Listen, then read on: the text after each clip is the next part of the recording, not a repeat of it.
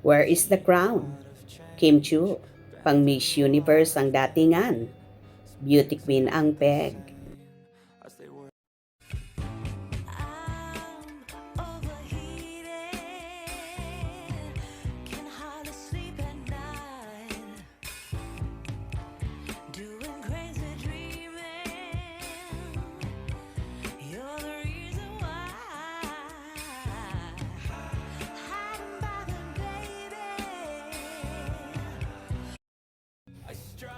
Pang Miss Universe nga raw ang atake ni Kim Chu ha.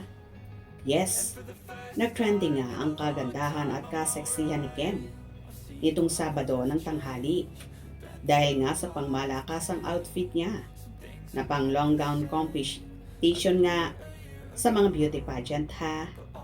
Ay lalong bumagay at naging beauty queen din talaga ang dating niya dahil na rin sa napakagandang balikat niya at buhok na bagsak, strength, grace, and a little bit of fire. Sabi ni Kim sa look niya.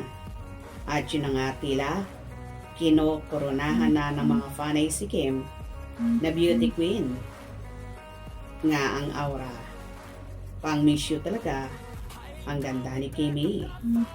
I'll push all my chips and call all in. I'll bet on myself, you keep stalling. I hear destiny and it's calling. I'll keep my head up high through the downs and lows. And we're all going live, still nobody knows. But I'ma choose what's right and take what comes and goes. And ain't no one in life holding me back no more.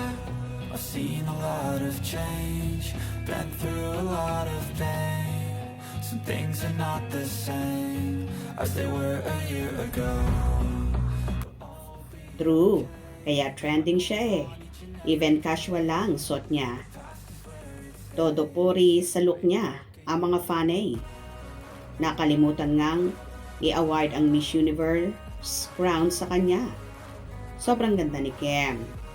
Obvious na inspire si Kim o in love talaga, di ba? Ang ganda, lumalabas. Where is the crown? Crown the queen now. Ang ganda ni Kim. Bagay sa kanya. Ang look na yan. Parang manika o manikin si Kim, di ba? Super ganda. Nakaka-insecure ang kagandahan. Kaseksihan ni Kim. Iba ang proportion ng katawan niya.